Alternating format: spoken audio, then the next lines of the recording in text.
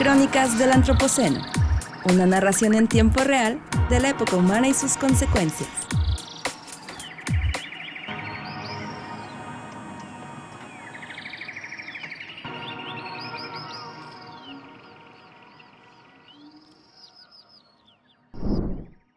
Hola y bienvenidos a Crónicas del Antropoceno. Yo soy tu anfitrión Víctor González Quintanilla y me acompañan esta semana Juan Nepote. Saludos, cronistas. Coco Vargas. ¿Qué tal a todos? Y Abril Ambriz. Hola, ¿cómo están? Hoy vamos a hablar de una sustancia muy humana que inventamos recientemente y que desde entonces está íntima y permanentemente en nuestras vidas, aunque la mayoría de las veces no nos demos cuenta de ello. Vamos a hablar de los plásticos, tan presentes en nuestro planeta y en nosotros mismos, una de las marcas notorias y persistentes del Antropoceno. Es quizá de nuestros inventos el más ubicuo. Desde el fondo del océano hasta la cima del Everest, soplando en el aire, fluyendo en los ríos, incluso dentro del tejido de organismos vivos y, según un estudio reciente, lo más seguro es que en este momento hay miles de partículas de plástico viajando por tu intestino y fluyendo en la sangre que corre por tus venas. Pero por algo lo usamos tanto, ¿no, Juan? Llegó a sustituir otros materiales que tenían orígenes y resultados, digamos, diversos. El plástico es, como decías, Víctor, hace un momento, una de las presencias más constantes en nuestra vida, muchas veces invisibles, entre comillas. Digo, ya lo mencionabas, en nuestro organismo y no lo podemos ver, pero es tan presente, tan común como puede ser el oxígeno, valga la comparativa, que no nos damos cuenta de su presencia, aunque allí esté. Y ha conquistado nuestro planeta, gracias a nosotros, que se lo hemos permitido o que lo hemos invitado a que lo conquiste, en muy poco tiempo. Surgió precisamente para cubrir ciertas necesidades, para dejar de usar otros recursos naturales. Eso es lo que al parecer resulta un poco paradójico, ¿no? Porque para evitar cierto impacto ambiental, pues tenemos otro impacto ambiental distinto, pero cubre la necesidad de producir cosas. Y por otro lado, nos abrió las ventanas, las puertas hacia ciertos hábitos y costumbres altamente consumistas, porque nos permitió ahora producir más o menos todo lo que se nos antoje. La misma idea de plástico que tiene que ver con las formas, con la libertad de las formas, pues también tuvo consecuencias como pudo haber sido hacer más asequibles o democratizar la adquisición de objetos.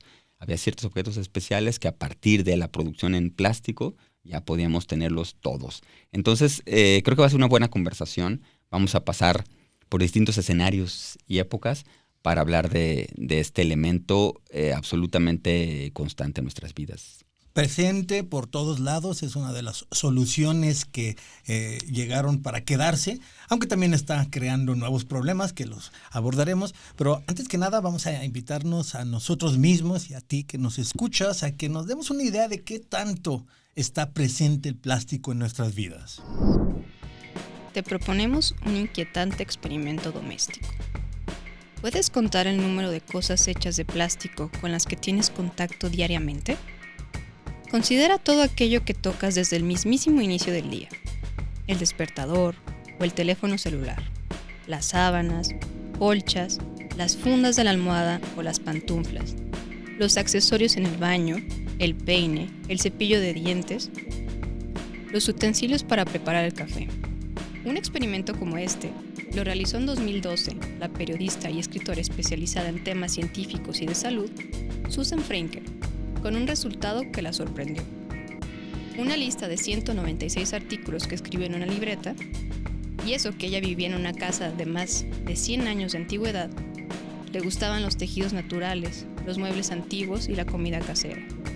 Susan comprendió que no tenía una respuesta a preguntas del tipo: ¿cómo se adentraron los sintéticos en nuestras vidas sin que nos demos cuenta?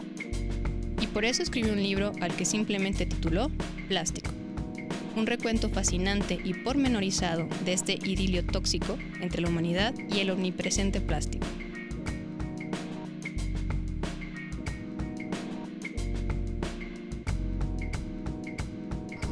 El omnipresente plástico, todos los que tenemos a la mano, que traemos puestos, la ropa, los utensilios que utilizamos, muchos elementos gracias a los cuales tenemos tecnología, que gracias a los cuales nos podemos transportar las cosas que consumimos. Bueno, está presente en todos lados. Es más, aquí vamos a empezar con la pregunta detonadora. ¿Todavía es posible vivir sin plástico entre nosotros? No. Podemos hacer una ronda de respuestas. No. ¿No? No. Pues a ver, yo creo que vamos primero yéndonos como a la mismísima definición de plástico, porque viene desde una palabra griega, es un adjetivo que se convirtió en un sustantivo, ¿no? Entonces, vamos diciendo que plásticos, con K, se decía plásticos, era algo capaz de ser moldeado o formado. Entonces, si lo pensamos ahora, pues literalmente el plástico ha moldeado toda nuestra vida ahora, ¿no? Entonces, ¿cuál fue el impacto cultural y hasta filosófico que ha tenido el plástico? Pues bueno, que ya lo decía Juan, pues es un material maleable, pero sobre todo es un material que perdura en el tiempo. Esta idea ya de los ciclos de la vida y la muerte, pues de alguna forma a partir de que tenemos plásticos en nuestra vida, pues se cambia esta forma de entender la vida, ¿no? Y bueno, hay obviamente muchos referentes culturales en la música, hasta en el cine. No sé si ustedes escuchas o ustedes aquí cronistas han visto una película que se llama The Graduate o El Graduado. De hace muy poco tiempo. De hace muy poco tiempo. Ayer. Apenas de los 60s.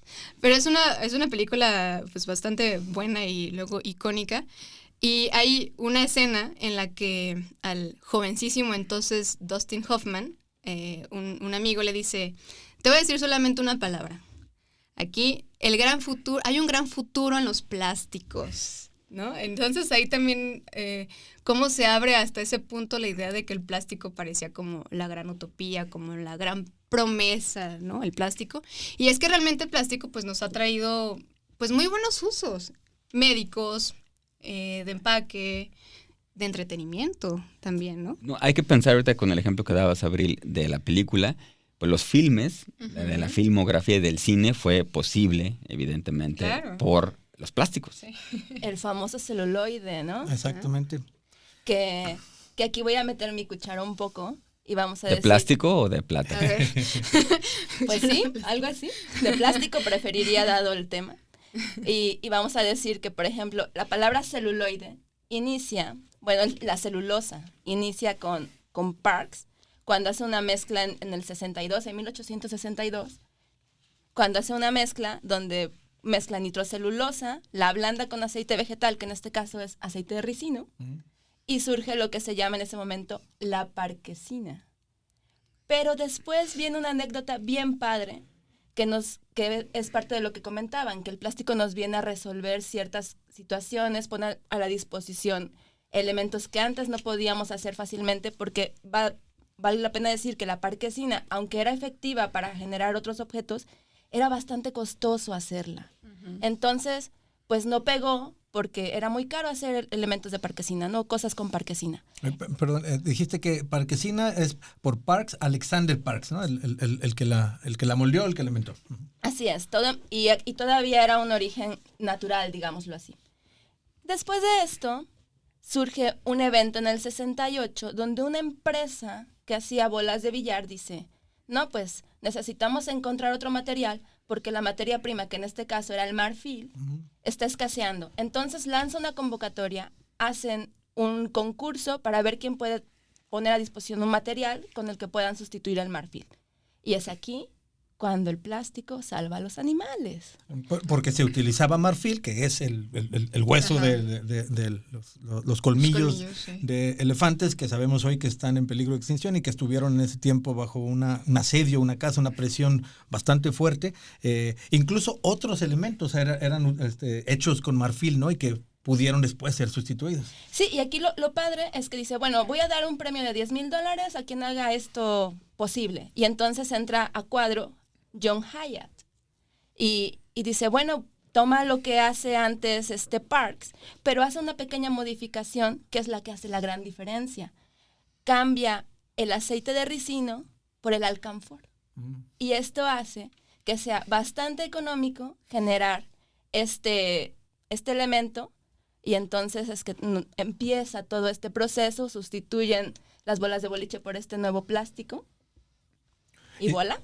Son, digamos que los primeros plásticos, pero que estamos hablando de 1862 la Marquesina, 1868 lo de las bolas de billar. Es cuando nace el celuloide. El celuloide, ok. Y de ahí en adelante empezó lo que después se convirtió en una explosión de diferentes plásticos. Ahora, le llamamos plásticos a los polímeros artificiales, aunque también existen los naturales. Y esta explosión es una de las marcas que pudiera un arqueólogo del futuro, o como dicen muchas veces, si viniera un alien en el futuro y midiera aquí en la Tierra a ver qué encuentra, cuáles son las ruinas de esta civilización, una de las cosas que encontraría, que son unas de las marcas del antropoceno, recordemos antropoceno, la época de los humanos, de los antropos, estamos ante el debate, la duda, a ver si en realidad somos la fuerza de cambio más importante del planeta, pues bueno, una de las marcas sería que encontrarían mucho plástico por todos lados, puesto que el plástico va a durar muchísimo tiempo, no es biodegradable. Existen algunos que al parecer son biodegradables, pero van a durar de todos modos mucho tiempo. Pero algunos plásticos van a estar ahí por muchos miles de años, probablemente más allá que lo que dure la civilización humana. Entonces, en esta crónica de cómo inventamos esta sustancia que le llamamos plástico o los plásticos, vamos a escuchar un poquito acerca de otro momento en la historia, también en el siglo XIX, de cuando empezaron a surgir estas diferentes maneras de resolver problemas que después dieron a la postre esta longeva historia del plástico. Hacia 1839, el inventor norteamericano Charles Goodyear hizo una promesa a su hijo, aunque no estaba convencido de poder cumplirla: fabricar las llantas más resistentes para su triciclo. Goodyear ignoraba que hace más de 1000 años algunas culturas mesoamericanas ya habían encontrado una manera para elaborar pelotas y otros objetos a partir de resinas naturales. Pero sí conocía el trabajo del escocés Charles Mackintosh, quien había patentado un método para disminuir la pegajosidad del caucho natural. Con bastante suerte, encontró la ecuación adecuada para estabilizar el caucho mediante calentamiento. Sabedor de su buena fortuna, llamó vulcanización a su invento, en honor al dios romano del fuego, Vulcano. Pero el verdadero plástico aún no veía la luz. Hacía falta que un inmigrante belga, de nombre Leo Baekeland y radicado en Nueva York, se ocupara de experimentar con resinas sintéticas hasta inventar un material inédito. En 1907, al que llamó bakelita, a partir de su apellido. Algún visionario de la época, tomando como referencia el ejemplo de los venerables naturalistas que habían encumbrado la taxonomía para nombrar y clasificar la naturaleza, anunció: hemos trascendido la taxonomía clásica del mundo natural, los reinos animal, mineral y vegetal. Ahora contamos con un cuarto reino, cuyas fronteras son ilimitadas. Y no exageraba. Bueno, vemos que hay plásticos también, le llamamos plástico a los polímeros artificiales, pero también había, y todavía existe en la naturaleza, otros elementos naturales extraídos de plantas, de árboles. De hecho, de aquí en México, de donde estamos grabando este podcast, era uno de los sitios de donde más se extraían plásticos naturales. Y bien decías ahora, Coco, y Víctor también hace la acotación, de una aparente contradicción entre lo natural y lo artificial. Cuando escuchamos la palabra plástico, inmediatamente creo que pensamos en algo artificial, en basura, en algo feo, incluso parece una especie de peyorativo, ¿no? Algo que es plástico, se ve muy plasticoso, parecería que... Y no nos damos cuenta de estas ventajas que mencionaba Abril y cómo ha moldeado o hemos permitido que moldee nuestra vida cotidiana en función del plástico. Pero efectivamente hay polímeros naturales.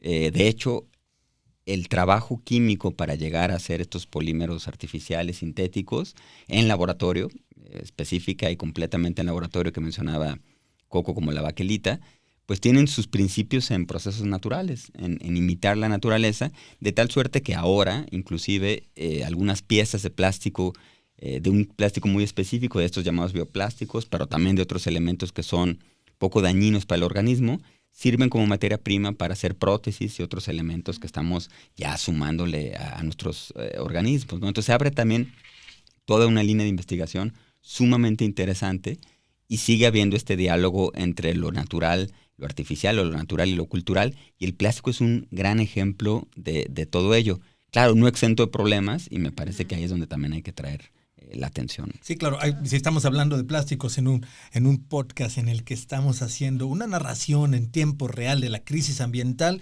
vamos a analizar entonces cuáles son esos impactos, los impactos del éxito que tuvimos al inventar una sustancia que es tan útil y tan barata de producir, además hay que decirlo, que ahora está en todos lados y que producimos mucha, y como en muchas ocasiones el problema está en cuánta producimos, cómo lo usamos y sobre todo cómo disponemos de ellos. La producción de plástico en el mundo, ¿de qué tamaño es, Coco? Pues se producen alrededor de 460 millones de toneladas. Esta cifra es del 2019, Al entonces año. seguramente esto ya cambió.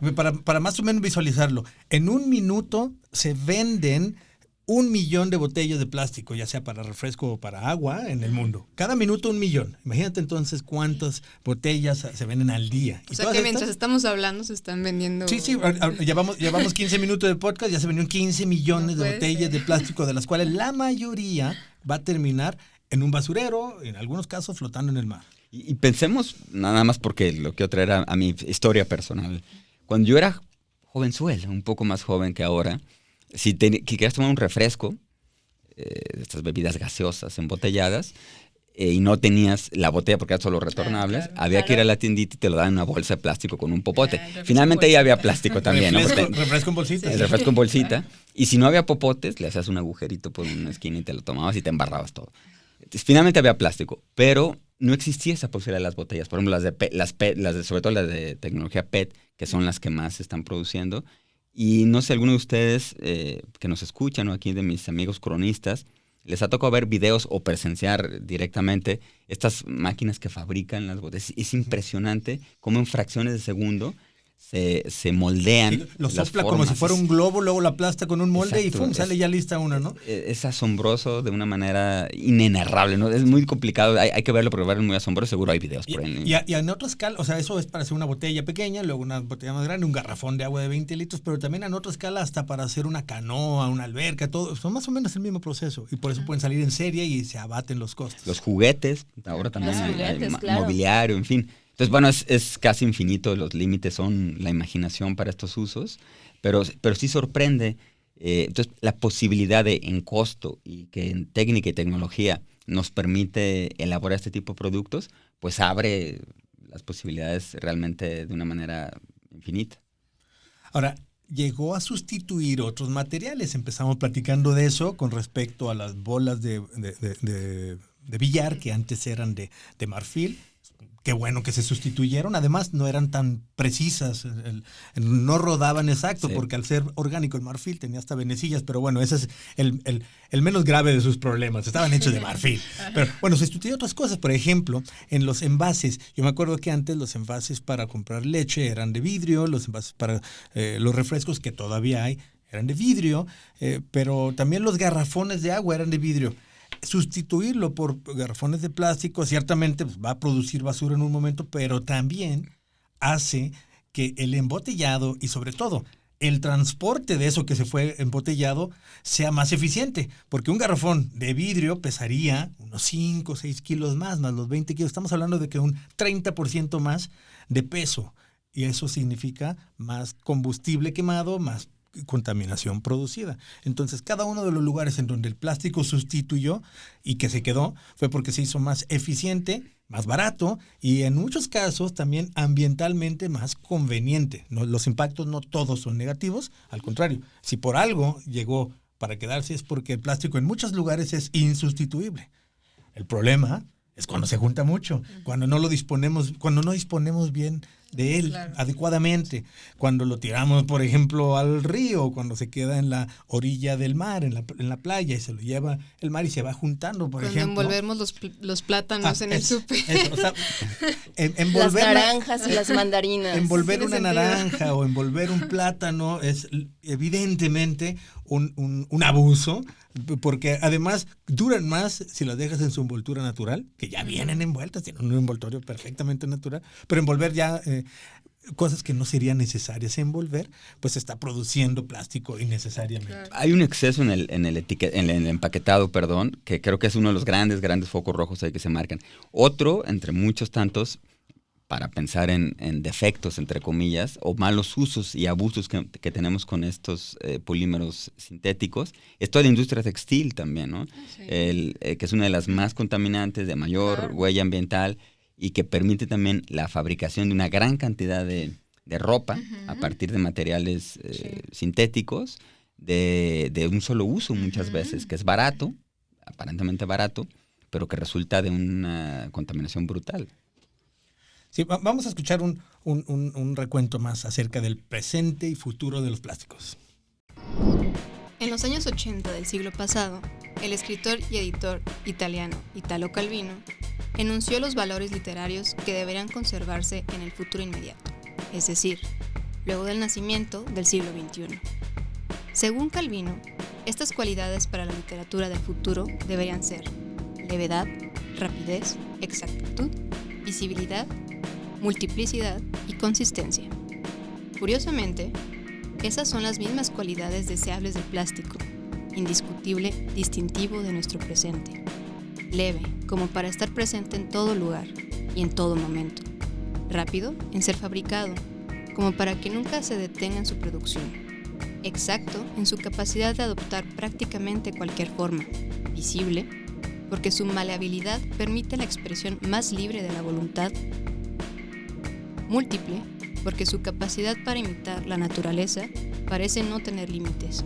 Consistente, es decir, perdurable, verdadera, asombrosamente perdurable, para bien o para mal. Ahora necesitamos definir la presencia del plástico en nuestro futuro. Los plásticos resolvieron muchos problemas y se volvieron insustituibles. Eso es algo de lo que no queda duda. ¿En dónde resolvieron problemas?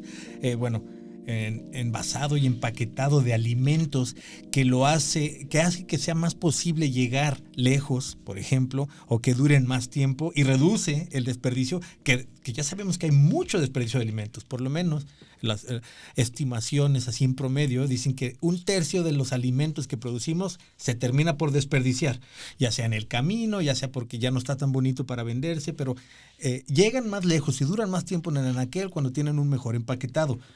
Exceptuando los que no necesitan empaquetarse, por supuesto. En otra área en donde es insustituible el plástico es en todo lo que está alrededor del ambiente hospitalario, los usos médicos del plástico.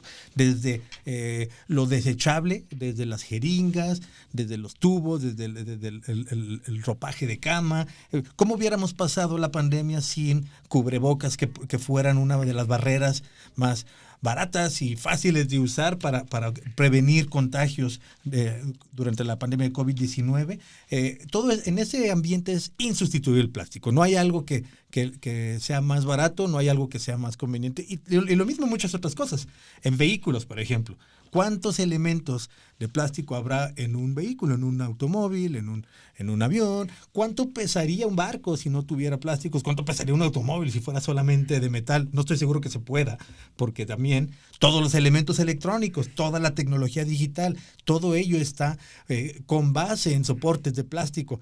Incluso las comunicaciones, no podríamos estar transmitiendo a través de internet, o no podríamos estar grabando, no existirían las computadoras si no fuera por toda la tecnología soportada en diferentes formas de plástico. Las fibras ópticas, los microconductores, etcétera. En el vestido, varios de los elementos de ropa que traemos puestos tienen plástico. Y sustituirlo sería algodón, seda, todas esas cosas que producirlas también tienen un costo ambiental incluso superior. El problema del plástico no es el plástico, el problema somos nosotros, cómo disponemos de él. Porque el plástico mismo no es exactamente el que está causando problemas, ¿no? El abuso del uso del plástico y la manera como disponemos de él. Porque sí, estamos produciendo esas 400 millones de toneladas de plástico al año y decía un experto de la Universidad de Wageningen en Países Bajos, dice, si me preguntan sobre los riesgos, hoy no estoy tan asustado, pero estoy un poco preocupado por el futuro si no hacemos nada, dice Albert Kolsman en una entrevista que se le hizo para la revista Nature, y lo que quiere explicar es que aunque pudiéramos dejar mágicamente de producir plásticos hoy, que ya no produzcamos nada, ni un kilo. De todos modos, hay 5,000 millones de toneladas en los tiraderos y estos se van a ir degradando, se van a ir convirtiendo en microplásticos que flotan en el aire, que flotan en el mar, que están en el fondo del mar, que ya no los vamos a poder sacar de ahí, que los respiramos, nos alimentamos de cosas que se los comieron y de todos modos van a llegar a nosotros. Entonces, el problema no es el plástico, el problema es cómo lo usamos, cuánto lo abusamos y cómo disponemos de él. Como muchas otras cosas. El problema más bien es cómo nosotros nos relacionamos con él. Del libro que citabas, aquí lo mostramos. De Susan Para que vean que sí lo leímos, miren, tiene marcadas. Ahí tiene muchísimas marcas. De Susan Fränkel, precisamente encontraste por ahí un resumen de esto, de cómo tenemos que recordarnos a nosotros mismos, dice Susan Fränkel, que nuestro poder de crear un mundo sublime no radica en los materiales que utilicemos, en este caso estamos hablando del plástico, sino en nuestros dotes de imaginación, dice, nuestra capacidad para forjar vínculos comunitarios y nuestra habilidad para reconocer el peligro y buscar un camino mejor. Es decir, el problema o la solución, pues está en nosotros, no en la cosa que estamos usando.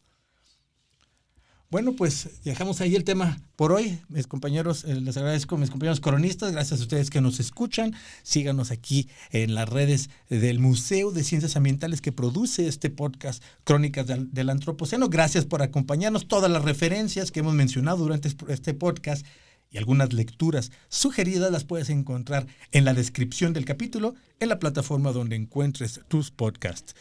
Si te gusta lo que hacemos, no olvides suscribirte. Si conoces a alguien que le puede interesar, por favor, comparte. Y sobre todo, escucha la próxima semana la siguiente entrega de estas Crónicas del Antropoceno. Esto fue Crónicas del Antropoceno, una producción del Museo de Ciencias Ambientales de la Universidad de Guadalajara. Gracias por escuchar.